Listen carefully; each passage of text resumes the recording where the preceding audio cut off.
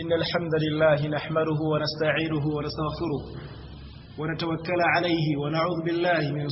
من شرور أنفسنا ومن سيئات أعمالنا من يهده الله فهو المهتد ومن يضلل فلن تجد له وليا مرشدا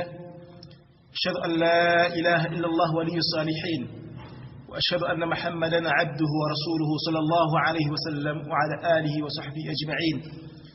يا أيها الذين آمنوا اتقوا الله حق تقاته ولا تموتن إلا وأنتم مسلمون.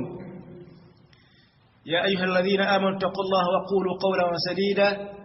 يصلح لكم أعمالكم ويغفر لكم ذنوبكم ومن يطع الله ورسوله فقد فاز فوزا عظيما. السلام عليكم ورحمة الله وبركاته. وأسعد الله أوقاتكم بكل خير. تمتين الله سبحانه وتعالى نامتين مالونجي agatali mbuyi bonna wadde obukendevu bwonna Allah subhanahu wa ta'ala tumusababire atuwa okumutya. So Allah subhanahu wa ta'ala sina okusaasira kwe n'emirembe gikuwa ekitiibwa Muhammadin sallallahu alayhi wa sallam. Ab'ebitiibwa, ekigambo ekisooka waliwo embeera bbiri. Embeera nga zikwatagana na kubeera n'abakyala na kubeera n'abaami, kubeera n'abakyala nabaki n'abaami. Ng'embeera ezo zirimu empeera ate nga zirimu n'omusango. Kubeera n'omukyala kulimu empeera, so n'okubeera n'omwami nakwo kuliko ki, kulimu empeera ate era kulimu n'omusango. Era kyekimu ku bintu Allah subhanahu wa ta'ala byetuwa byetukola nga tumusinza, okuwasa oba okufumbirwa. Naye nga byonna ebiseera bisinga kutagetinga ekigendera kyabyo, bisinga kubeera kumala bwagazi na bwetaavu bwa muntu. Ntegereka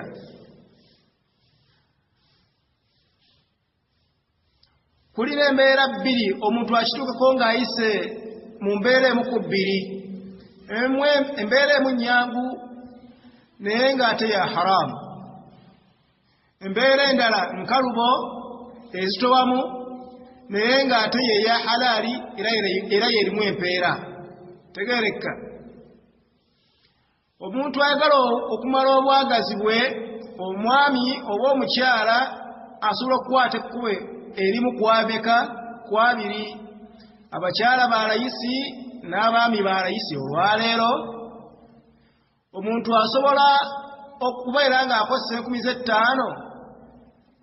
omuntu asobola okukozesa 2,000 oba 3 obwagazi bwe n'abeera nga abumaze. Tegereka so osobola n'obutakosa wadde n'11 era n'omala obwagazi bwo mu mbeera nnyangu nnyo. Olwaleero tegereka bulungi, omukyala bw'abanga akwagala naawe ng'omwagala, sobola omugamba nti mwana wattu nnina ekyetaago ku ggwe, ng'olina n'akayumbako, agamba nti tekina mutawaana, tugende ekyetaago kyo kifune. Nga tewali obukaluubirivu bwonna, ne mugenda ne mmala ekyetaago kyammwe ne muvaayo nga muli satisfied, nga tewaliwo n'10 kyotaddemu. So bwe biba byansimbi, olwaleero osobola okukozesa 3,000 nga tutawaanye na kukwana wadde okwogereza n'oyimirira obuyimirizi ku mukyala n'omugamba nti owaayi ninamu 3 zange nzirina, sobola okugenda n'omalira ekyetaago kyange, gamba tekina mutawaana, tugende, n'ovaayo ng'oli satisfied nga tolina mutawaana gwonna. Naye ekyennaku ovaayo ng'olina omusango wadde obwagazi buweddewo, ovaayo ng'oyonoonye ekyonoono ekinene. Allah subhanahu wa ta'ala kyasobola okufuula ensonga kyo kyokka ng'ekimu n'akwokya omuliro gwe. Tegereka bulungi, mu mbeera efaanagana bw'etyo omubaka wa Allah alayhi salatu wassalam yaloosebwako ng'atambuzibwako n'agenda ng'alambuzibwa abantu ab'ebika eby'enjawulo mu bo agamba nti fantalakna natambuzibwa mpaka lwe natuusibwa hatta idha ataina ala mithili tanur okutuusa bwe bantuusa ku kintu nga kifaanagana nga tanuuru asfaluha wasi'un wa a'laahu dayiqun nga wansi waakyo kigazi so nga waggulu waakyo kiki nga kifunda fihi rijalun wa nisaa nga kirimu abasajja n'abakyala uratun nga bali bwereere ya'tihim la'abun min asfalin minhu nga bajjirwa omuliro okuva wansi waabwe nga gujja bwe gubafuwa wansi w'obwereere bwabwe fa idha atawhum bwe gwabajjiranga omuliro ogwo tawdaw nga bakuba olwogaano nga baleekanya waggulu obulumi bubatta fakultu mbaka abuuza agamba nti nembuuza bano abaali bantambuza waman haulai ate bano be baluwa ku nkomerero bamugamba haulai zunatu wazawaani abo nno bebenzi abaamalanga obwetaavu bwabwe obwagazi bwabwe mu mbeera yakwenda Allah subhanahu wa ta'ala gy'atakkiriza ekyo kibonerezo bakifuna fi barzakhin minhum bwe babeera mu bulamu bwabwe nga bali mu ntaana mpaka Allah subhanahu wa ta'ala lwalimirizaawo enkomerero nga bwe batebafaanagana okuva lwe bayingira mu kabbuli zaabwe maatu walam yatuubu baatuusibwako okufa kwabatuukako nga tebeenereza Allah kuva mu byoloono byakumala bwagazi bwabwe mu mbeera zaabwe bo nga bwe basanze mbeera eri chip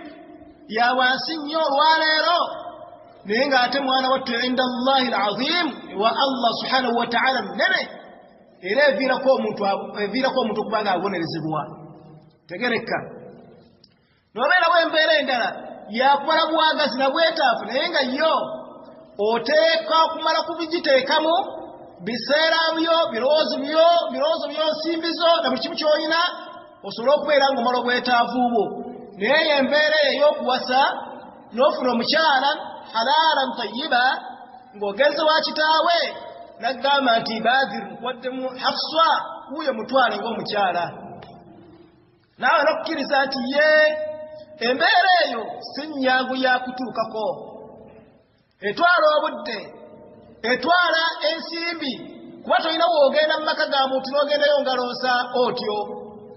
oteekeddwa okubaako ky'otutte ogambe nti kaŋŋenda empase oyagala kuba bwetaavu bwo fankihuhunna biidhini ahlihinna agala okubeera n'omukyala yenna asooka afuna olukusa akkirizibwe ne bannannyini mukyalo oyo embeera gye banaabeeramu bajja kuba nga bagifunamu empeera mbaka sallallahu alaihi wasallam kyagamba abaddu abanaku bamuwaabidde nti tebalina webafuna mpeera abagaggabazi batutteko n'abagamba nti awalaysa kad ja'ala Allahu ma tasaddaqun temulina Allah subhanahu wa ta'ala kyeyabawa nammwe bye musaddaaka mube bwe yagenda okubaolokolerayo yabagamba nti wa fi bidhi ahadikum sadaqa ng'omusajja okugenda ew'omukyala we omukyala okubeera ne bbaawe nga mu butuufu ba halalan tayyiba buli omu ali halaala akkiriza okubeera ne munne embeera eyo gye babeera ng'abasaddaaka era bafunamu empeera basahaba olw'okuba nti bakitwalanga kya bulijjo babuuza nti ya rasulallah mbaka wa Allah subhanallah tuzitegedde zo teziriko kibuuzo alhamdulillah la ilaha illa Allah tetulina kye tukubuuzaako naye kituyitiddeko ayaqawu ahaduna shahawatahu ayaqdi ahaduna shahawatahu omuntu agenda okumala obwagazi bwe fayakunu lahu ajra nogata kyakinamu empeera twedi tulowooza nti mbeera ya bulijjo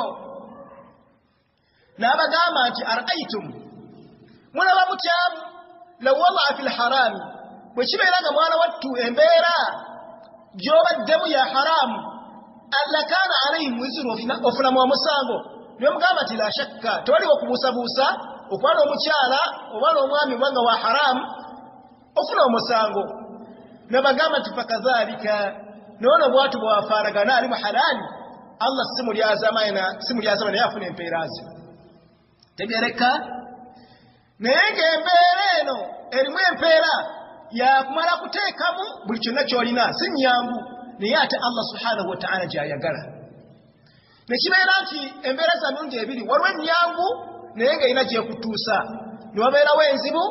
naye era nayo erina gy'ekutuusa kiri eri buddu mukyalo oba omwami okulondawo emu ku bbiri eriwa gy'ayagala tegereka naye that is not my concern awo siwe njagala wabula kyenjagala embeera ezo nga bw'oziraba kubeera kwagala nga kwe kutumenya tegereka bulungi nga kw'oyagala okumalawo naye ate era bwekyo bwe kifaanagana ku nkomerero omuntu ayinza okuyita mu kkubo liri eryangu okuwagala ne kuggwawo bw'abadde ayendako abadde amwendako nga tekyamwagala nga bakyankalanye enjawukana yaabwe ebeera nnyangu era nga bwe yali ennyangu mu kujja n'okugenda era ebeera ki ebeera nnyangu etya omukyala gwe waleeta obuleesi ng'okutte ekkutu w'omukooyera omugala tukola otya bandabire fuluma genda talina waasobola kuwalira tasobola kugamba nti sijja kgenda wabula tasobola kugamba nti sira gyendaga omugamba nti fuluma obudde bwakoze ki buweddeko sikyetaaga era tabeera na resistance akwata bubwe kasawo ke n'akola atya kayinza okubeerako okumpi nga wamuleese nti nja kubeera naawe eddakiika 3 oba nja kubeera naawe kiro kimu kukeera ku makya ng'omugamba nti fuluma nze ngenda kukola nga naye afuluma ng'akwata kasawo ke ng'afuluma nga bwe yazze ng'akola atya ng'agenda kabeere ng'amazeewo omwaka myaka 2 naye nga yembeera gy'omuleeteramu n'okufuluma era bwe tubegenda okukola ki okubeera naye abo si benjagala benjagala be baluwa beba abaafuna abakyala mu mbeera ey'obukalubo ey'okubawasa obuwasa abooluganda bukeera ku makya ng'okwagala kukoze kutya nga kuwaddewo ku sayidi emu ku bbiri kuyinza okuggwawo ku sayidi ey'omukyala n'abeera nga takyakwagala naye nga omuwasa halaala so kuyinza okuggwawo ku sayidi ey'omwami ddala mu ntuufu nga omukyala oyo tokyamwagala ng'oyo tokyasobola okubeera naye enjawukana ye era Allah subhanahu wa ta'ala yagifuula nkalubo teyagifaanaganyanga eri esoose ekalubanga bwe yakaluba mu kujja naye era bw'atyo mu kugenda era Allah bw'atyo bwagikalubya tebifaanagana embeera y'abantu gye batannategeera abakyala be bawasa abakyala be tuwasa abafumbirwa mwana wattu tubafulumyanga abafulumya bamalaaya mu maka gaffe Allah subhanahu wa ta'ala kyatatukkirizangako nabo bafulumanga bwe baagala waawulira ng'akooye naye waakola atya waafulumira so nga Allah subhanahu wa ta'ala tatukkiriza Allah subhanahu wa ta'ala yatterawo embeera 2 embeera esooka bwabeerawo embeera yonna ebeera ezeerowo obukukuuzi ku mutima gwammwe ku sayidi ey'omukyala n'ey'omwami Allah yasooka tuwa magezi titusalawo amagezi ebeere ng'evaawo bw'obubeera bwakwewagula bwabeera nsonga yonna musala amagezi mulabe ng'ensonga eyeggwawo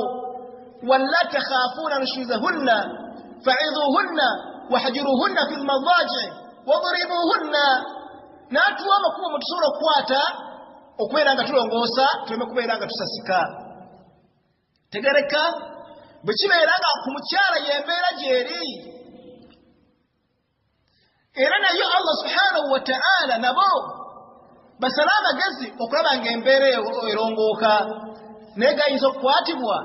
era ekiseera ne kituuka nga temukyasobola kubeera bameka twawukana tutya bw'abeera mukyala Allah ekiyitibwa kye bayita al-khulu'u ekyomukyala bakiyita al-khulu'u bakuyita kweyambulula mukyala Allah emuwa ekkubo yakwata nsimbi tataabula butambuzi nga malaaya bwatu n'afuluma akwata ensimbi ze ziwamuwa amahare nagati munnange Umar sikyasobola kubeera naawe ne Allah yapa way out imam ajje sheikh ajje omugati munnanga amaharego gago sikyasobola kubeera wo lwaki senga nabere woli nakakomu kaso kubeera woli ajja kumenya amateeka ga Allah subhanahu wa ta'ala tajja kubondera songa bulwata akubondere nakunyiza ejjena yeberefa chofora bango mchara jiwo mbaka Muhammad sallallahu alaihi wasallam namgati ya Rasulullah muganda wo simina ko nsonga yonna mu busilamu bwe wadde mu mbeeraze walakin akhsha al-kufra ba'da al-iman naye ntyo bukafiri okuyingira mu bukafiri songolo uberere badde mukkiriza yete tegeeza nti agenda kufuuka Kristina la akhsha al-kufra ntukafu wala okujemera omwami ono ng'akyali mwami wange omutima bagufa ajja kuwudagira ng'ano kukola ajja kwagala mukole kyayagala ng'ane ajja kwagala okubeera ng'ayagala okumala obwagazi bwe mugambe nze saagala abeere nga yeezinze asule nga yeezinze ntandika okusalasola nga Allah bw'asalamu olw'ensonga nti omwami kiki baata gabbani yasuza obudde obw'ekiro nga musunguwafu gyendi naganye embeera ey'okubeera nga nkola ntya ng'amala obwetaavu bwe kati emirimu gyange gifa lwakubeera nti ye mbaka n'amugamba nti bwoti bw'ogambye omwami tokyamwagala n'amugamba nti aturidiina alayhi hadiqatahu onaabuddiza ennimiro gye yakuwa mwe mugaba 13 mahare mugaba 200 naye tulira obusiraamu gye buli omukyala baamuwa hadiqa nimiro namba yatende bamubuuza nti onaamuddiza ennimiro ye nanga ti ya Rasulullah ye nja kugimuddiza naga tugende mumuyise Musa ne bamuleeta ne bamugamba nti omukyala takyakwagala kwata entendezo ennimiro yo yiyo akikuddiza atambula akola atya akufiira agende omukyala muva kubira bagati yeyapasa yeyankwana sahaba agamba ombaka ati ya Rasulullah mpuliriza omukyala kiki namukoze nnongoose kyala nagati ya Rasulullah nze sikyamwagala abaana beddeko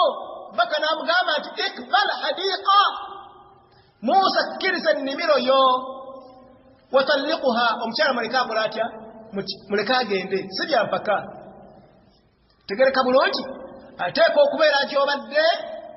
nga wahiya raadin ng'omukyalo oyo musiimu nga mutebenkevu ng'akwagala naye bw'aba akukyaye fiilan mukoze kyonna ekisoboka ekyetaagisa mulongoose ne bigaana omutima ne gugaana obusiraamu bugamba nti omukyalo bw'aba okooye akuddiza amahare ge atambula akola atya eyo saidi y'abakyala naye tutera kulaba ekalabika ennaku zino saidi ey'abaami tetwawukana bwawukanye batyo n'abakyala nti bamala gagenda ebyo si bisasiro si mbuzi si nte si nsolo nti ogobanga agoba ensolo Allah subhanahu wa ta'ala yatugamba omukyala twawukana naye bitalaaqa fa abaami Allah yatuwa okwawukana n'abakyala nga tukoze ekitibwa atalaaku omukyala omugamba nti nkutadde gende wammwe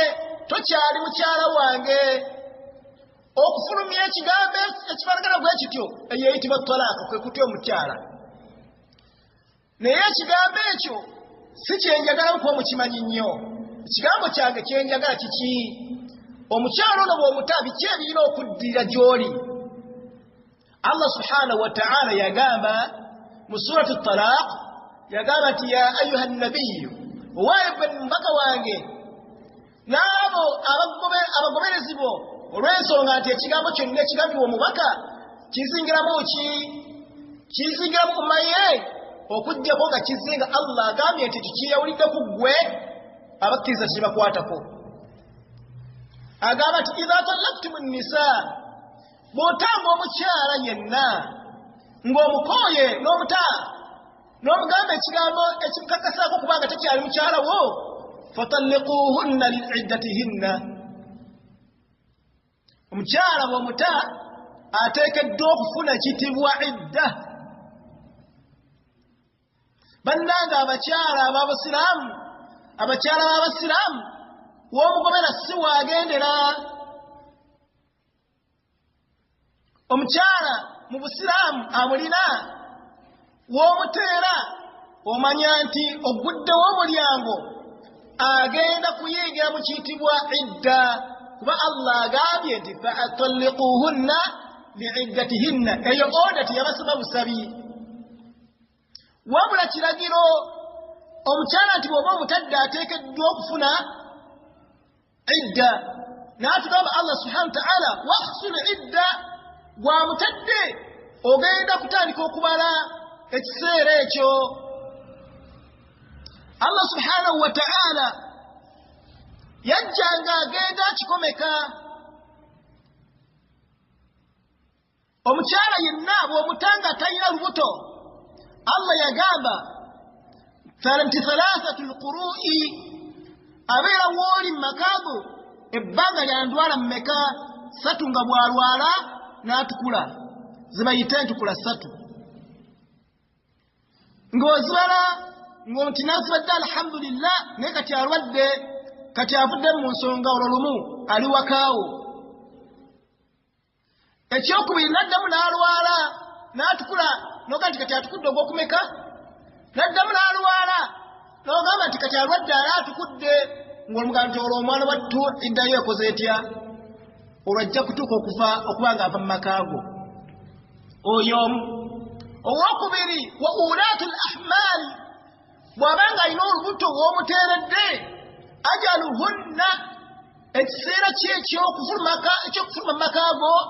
an yada'na hamlahunna, amale kuzaala. Omukyala omusiraamu ng'omuta ng'abadde afumba ewuwo,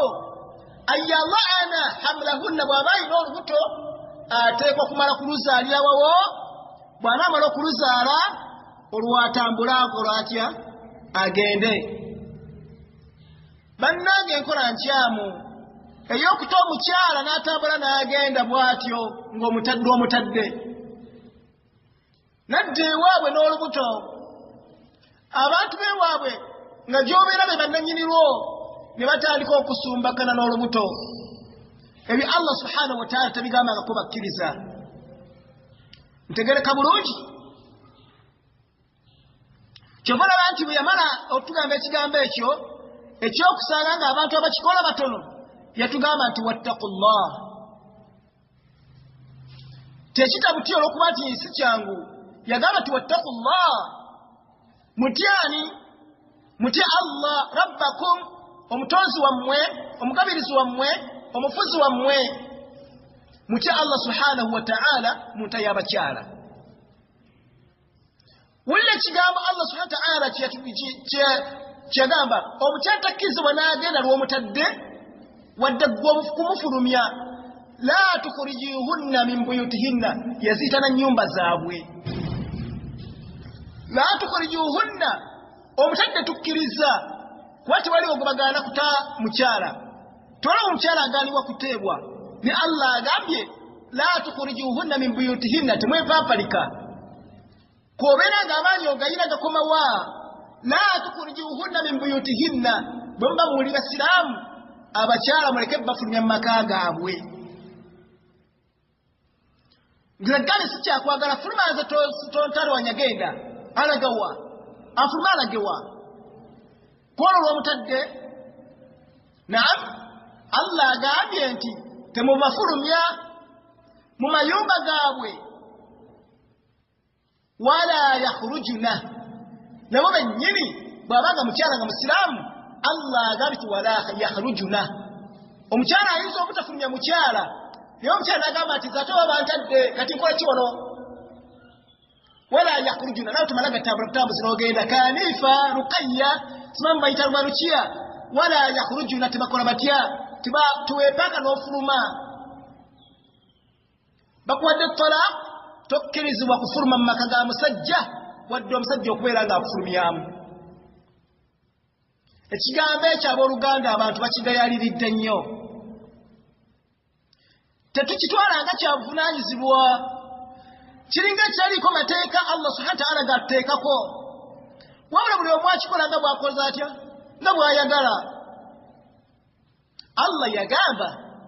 watuweerayo ka chance okubeera nga omugamba nti fuluma genda nakuwa ladde talaka genda oba ye ne yefulumya illa an yatira bifahishatin mubayyina okujjako ng'aleese ng'alimu idda naye aleese omuze oguyitibwa ogw'obwenzi ng'ate nga mweyolefu bw'atandika enkola eyo Allah subhanahu wa ta'ala akuddiramu nagati amugjewe waka atambula akola atya agende ewaabwe n'agamba tilka hududullah abasiraamu mumanye nti ensenno z'ensalo za Allah naye tukole tutya kuzo yagamba ti waman yataadda hududallah mumwe anaagisako n'asukka n'azimenya nti nze nfuga amaga gange ebyo tebinkwatako ate omukyala namutadde waman yataadda hududallah kumwe anaava ku nkola eyo Allah gy'ataddewo yagamba nti fakad zalama nafsahu gwe kennyini ojja kubeera nga weeryazaamaanyiza kubanga gwe wennyini Allah gw'agenda okukwata avunaane kuliko okuvunaana omanye etteeka lya Allah tajja kukuleka fakad zalama nafsahu weeryazaamaanyiza agenda kukubonereza la tadiri la'alla Allah yuhdithu ba'da dhalika amra tegereka kyekiddirira omuntu ayinza okusigaza omukyala mu makambu lwaki Allah subhanahu wa ta'ala ayagala asigalemu lwaki yaliteeko ebbanga eryo omukyala oyo asigalemu ensonga gyakomekkeresa nayo yagamba la tadiri temumanyi mu abata abakyala tutegedde nti waliwo ensonga ezitagenda bulungi naye la tadiri mwe temumanyi la'alla Allah oba olyawo Allah yuhdithu ba'da dhalika amra n'asula y'ensonga n'aleetawo ensonga nga muli mu kaseera ako gw'obadde otadde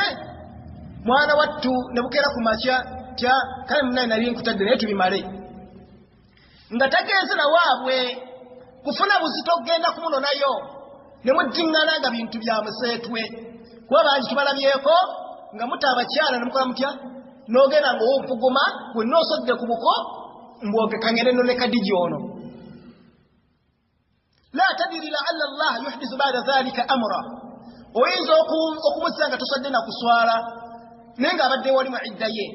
n'omugamba nti munnange biwedde tugende mu maaso ne mutandikiraawo nga tewali waamanyi nti mbadde mwayawukana nako ntegereka ekyokubiri la tadiri la'alla Allah yuhdithu ba'da dhalika amra ensonga eyinza okuba nga ebakyakalanya buyinza okuba obukyafu bw'ategeera nti wamutadde ng'ali awo omugamba nti munnange omalako emyezi gy'okola otya ogenda lwa bukyafu oyinza okwezigula mu bbanga eryo ogenda okulaba nti n'omugamba nti munnange kale bujjo bweyononera ki oba obulungi bujjo bwenjagala tutandikirawo tugende mu maaso la tadiri la'alla Allah yuhdithu ba'da dhalika amra kyekibanguyiza okuta abakyala bagende ntegereka mateeka ki agateekeddwa okubeerawo ng'ali mu mbeera eyo tomuta kyakubiri Allah amuganye okugenda kyakusatu gwe kennyini Allah aganye okumufulumya kati otukole tutya Allah subhanahu wa ta'ala yagamba at-talaqu marratani mirundi emeka gye makkiza okuta abakyala abo yensonga gye musinga okuzanyiramu abavubuka we muli wano mu gurupu yaffe nga batta abakyala buli kaseera ndaba nagamba genda nakutadde genda nayo nesibako okiwudde bulungi oli n'alongoosaamu ewiiki naddamu n'ayonoona nomuga gyanviira nze munnaye nakutadde nayo nesibyeko omusanga ng'omukyala yakamute emirundi 10 2 3 naye nga bakyawangaala ng'omwami n'omukyala obusungu obuvaawo nga baddamu nga batereera tekitwala ng'ensonga ne Allah subhanahu wa ta'ala muyajja ekigambo ekyo otti ekikomeka kiteekeddwa okubeerawo emirundi emeka emirundi 2 gyokka tekuli gwakusatu Allah agambye nti okuzannyazannya okwamwe okumulina ku nsonga eyo marratani gibeera emirundi emeka okkirizibwa okubeera ng'omuta ogusooka aba akyatambuza n'omugamba nti kati nkuzizza netegeera nti kuli gwagumaze okukola ki gwagumaze okubeerawo okyaliwo kyansi ya mulundi omulala gumu koddeyo n'omugamba nti nkutadde oba otuuse ku marratani oba otuuse ku mirundi ebiri guba gumaze okunywera mwana wattu ogwo ogwokubiri gw'okomako okukkiriza okubeera nti tubivuddemu tuddeyo nga bwe twatandikira tubeere mu maaso kw'ekitumi ogwokusatu manya nti oyo ali mukyalo wo haraamun takkirizibwa kudda gy'oli okutuusa nga awasiddwa omusajja omulala n'afumba gy'ali naye bw'ali mukowa naye n'amuta olukeera n'omugamba nti Kadija nkyakwagala olwo buli bw'ali busungu naye nga tafumbiddwako walala abeera haraamu gy'oli obusiraamu ennaku ezo yajjana nga seeka mukyala namuta emirundi ebiri esatu gyawera naye nabadde ndyawo ate nansemberera ne seeka nkole ki embeera ezo basiraamu bangi mwe bawangalira oyo alinamu kumukkiriza afunamu okutya nagati munnange nkole ntya munenzi agidde aggwako naye ate munnaye nasuubiza nkole ntya naye abala tebakitwala nga nsonga obeerenga wakamuta emirundi 5 oba 8 oba 10 oba 2 mugenda bugenzi mu maaso temulina mutawaana ne mutamanya nti muli mu bwenzi olw'okubeera nga muli mu maka mwamira mukyala temulabawo nti muli mu bwenzi naye ng'embeera gye mulimu Allah subhanahu wa ta'ala agenda gibabonerezaamu ate ekigambo ky'okuta omukyala kinene olw'ensonga nti omubaka yakibala kibeere nga kiri mu kusaaga kibeere nga oba ng'okikakasa omubaka yakibala muyinza okubeerawo nga muli mulaavu n'omugamba nti kale munnange nkutadde naawe kyofunyeyo kyozannyisa eba emaze okunywera kasiwa kisaagira-saagiramu si kyakusaaga enywedde oba onyiize onamuga nti nokuta kutadde genda n'otaddeekera nga obusungu bukakkanye tibuli bwabadde busungu nakutaddeyo bwabadde busungu tukisambuleko atalaaqu marratani nabbi yagamba nti ettalaqa nabisalamu yagamba nti ebintu bisatu jiddun na jiddun okubyogera ng'obikakasa binywerawo byogera nga osaagera bikola bitya mu byo yagamba nti attalaaqu ekimu ku byo ye ttalaaqu ekigambo okutta ku mukyala ntegerekese Allah kyagambye nti attalaaqu marratani mu aya ey'231 Allah yagamba wa idha talaqtum an-nisaa la gatunatuka kweyo Allah yagamba nti askinuhunna min haythu sakantum min wujdikum omukyala bw'omuta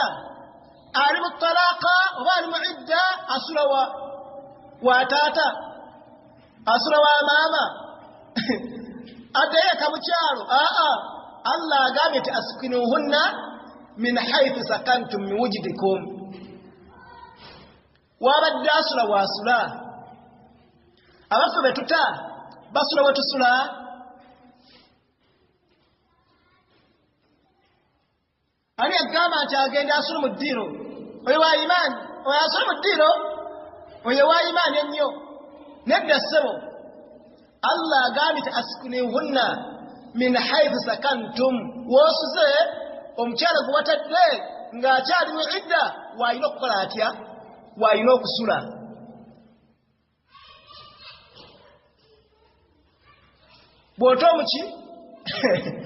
bw'ota omukyala ekibuzo kiri nti bw'ota omukyala Allah agaanye okumufulumya naye mwenyini Allah n'amugaana okukola atya okusula ebyagende bannange bino by'abasiraamu bw'obanga gwe toli musiraamu gwekola nga bw'oyagala emirundi gye tumuta gituwadde si bwe guli kati twebuuza alagewa abeerewa asulewa Allah yennyini yaleeta etteeka n'agamba nti askinuhunna min haythu sakantum min wujdikum asule wabadde asula mu mbeera z'abadde asulamu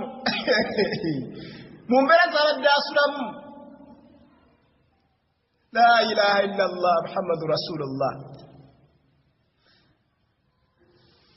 omukyala okiwulidde ssebo olw'ensonga nti Allah subhanahu wa ta'ala alina kyagambye nti la tadiri la'alla Allah yuhdithu ba'da dhalika akamukyakaliza kayinza okuba kabadde katono kasobola okuvaawo ne mutereera kati ebbanga lyamala nga asula wano keyeekoleko n'onaagenda okudda kubanga Allah subhanahu wa ta'ala yatugamba ojja kulaba mu maaso ng'atugamba okubagabirira wamutadde olindira ennaku ze kuggwa kadde ewaabwe naye ate mwana wattu agambye nti omugabirire kati akola kyewaka wano kyakolawo Allah amugambye ekisooka asulewo obadde osula bw'abanga abadde avaamu ebbugumu lisigale nga likyajja gy'oli ntegereka tulabe embeera bwena yafaanagana bwe kibeera nga kibadde bukyafu kayeeziguleko tulabe baasobola okukyukako n'anyirirako tulaba nti obusiraamu tibugamba nti gwe weekoleko omukyala ng'olimu eddayo ayambala obugoye bwe bwabadde ayambala bulijjo ng'okomawo atule mu ntebe ogenda okubandula oluggi ng'ali awo alinga kimuli tulabe wonaayitawo n'ogenda mpaka mu kisenge ng'ozibiridde n'olw'ensonga eyo Allah subhanahu wa ta'ala kyayagala ayagala embeera eno eveeko okuddiŋŋana kwammwe naye mwana wattu omukyala bw'agenda ewa kitaawe akuva ku maaso omala ewiiki tomulabye amaanyi onagajjawa okuddamu okusikirizibwa gy'ali bwe mutera okulondoola bagenda n'abaana ogati agenzi n'abaana bange naye obanyiri bw'aba ayagala okudda akubawo na omwana mulwadde mweti tuweze eddagala ebyo Allah si byayagala la bw'oba oyagala kudda beera wano ewaka n'abaana beera weezigule buli wakyusa bw'ati nga kubako amaaso musiraamu omu yali ewakaawe kyala bwe yabeera mu idda oyo muntu gwe nagasooka okulaba ng'agumye omukyala we yamuwa idda gwe nagasooka okulabako yamuwadde talaq n'atula mu idda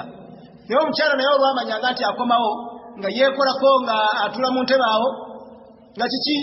ng'ajjayo kitambala kye ng'asalako ng'atandika kusona musajja bwe yajjanga okukonkolanga nga assalaamu aleikum wa aleikum ssalaamu si yajja okugulira la agamba nti kalibu yingira akitegedde nti gwokola otya okomyewo yagendanga okubandula oluggi ne kakatini nga yekwalaba musiraamu yedda ewange naŋŋamba nti omukyala nakunamiranga musajja wattu ng'akola atya era byakomaawo idda teyagimalaako yagikomaawo nolwekyo bannange ab'ebitiibwa onta y'omukyala bwetu bwefaanagana mu basiraamu tuve ku mbeera ey'okubeera nga abakyala ffe tuba tubatadde tubagoberao ne babeera nga bagenda balina okusigalawo nammwe abakyala muleme okubeera nga abakyala baba mwe babata mufulumirawo ne mukola ki ne mugenda obusi bwe obusiraamu oteekeddwa okutuula idda gwekola biraddira nga omukyala mu mutima teweekubyemu kubeera nga oddira omusajja ono n'omusajja idda eggweko abeere nga naye teyeekubye mu mutima kubeera nga akuddira obwo bwe busiraamu bino bye mubeeramu okubyeyo ne mubeera eyeebweru abakyala noga nti waveeno nga mukwatagana n'omusajja obulungi waveeno nga omusajja omukwatagana bulungi n'otuuka ku kyeyo eyo omutima ne gufiira eyo noga nti ye omusajja ono omaze okulaba ku balala omala obasanze ku Facebook omala obasanze ku WhatsApp n'ogenda okutulula ng'olaba nti babbeeyiko okusinga kwolo gwaleke ne Uganda watanze munnange nakuta obwo si busiraamu obwo si busiraamu bw'obanga oyagala okumuta vaayo ku kyeyo gy'oli komawo e Uganda tuula mu nsi yokutuula komawo otuule waali omugaa nti kati munnange nakomyewo olaba otya ayiza okumweyambula ng'okomyewo oba ye okuwa idda talaaka ne mubeerawo mwenna ne mulaba oba mutasobola okubeera nga muddiŋŋana kubanga Allah subhanahu wa ta'ala kyasinga okutwagalamu ebyo byonna kubeera nga tuddiŋŋana Allah subhanahu wa ta'ala tatuwagala kubeera nga twawukana mu mbeera etali nnungi barakallahu fikum wa jazakum Allahu khair somo gaffe olwaleero guwanvuyemuuko naye gukyali muwanvu biidhnillahi ta'ala omusomo gwa talaaka muwanvu tujja kufuna olunaku olulala biidhnillahi ta'ala twongere okubeera nga tutunula ku mateeka ga talaaka kubanga tugenza okukyesanga ng'abaami bangi muffe naddala mu gurupu yaffe muno mwebali enta gye battaamu abakyala nga si nnungi mwana wattunga n'abakyala mwe bali mu group yaffe engeri gye beeyambulamu abaami baabwe naye nga si nnungi yensonga lwaki twasazeewo tuleko ku nsonga eno barakallahu fikum wa jazakumullahu khair pozzi lwaleero tetujja kusoma Quran ne tujja kuyigayo ku dduwa olwaleero tubeere nga twegasa nayo dduwa zino nkulu nnyo mu bulamu bwaffe okubeera nga tweyigiza edduwa zino tusabise nazo oba oliawo Allah subhanahu wa ta'ala ajja kubeera nga atusaasira atuwe bye tuwagala edduwa gye twagala okuyigako olwaleero abantu bangi mu nsi muno tebayina mpisa abantu bangi mu nsi tebayina mpisa oba tetuyina mpisa ate n'abantu bangi muno mu nsi emirimu gyaffe gye tukola tegyagalwa Allah subhanahu wa ta'ala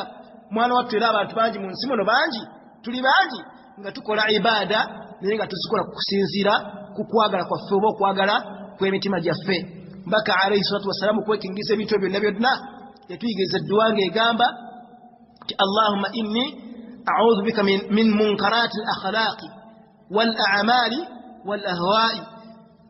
nti oba ogambye mu makulu g'edduwa eyo nti ayi Allah nkusaba onkingirize okubeera nga ompa oba nkubeera nga okingiriza obubi bw'empisa zange Allah nkusaba onkingirize obubi bw'empisa zange era ekyokubiri Allah nkusaba onkingirize obubi bw'emirimu gyange gyenkola ayi Allah subhanahu wa ta'ala nsaba onkingirize ekyokusatu obubi bw'okugoberera omwoyo gwange Allahumma inni a'udhu bika min munkarati al-akhlaq wal a'mali wal ahwa Allahumma inni a'udhu bika min munkarati al-akhlaq wal a'mal wal ahwa Allahumma inni a'udhu bika min munkarati al-akhlaq wal a'mal wal ahwa wa barakallahu fikum wa jazakumullahu khair wa salamu alaykum wa rahmatullahi wa barakatuh. Nga sunaba kuggalawo nga bulijjo beera nga otubuulira kiki kyoyize mu musomo gwaffe oba kiki kyofunyeemu mu musomo gwa leero. Wassalamu alaykum wa rahmatullahi wa barakatuh.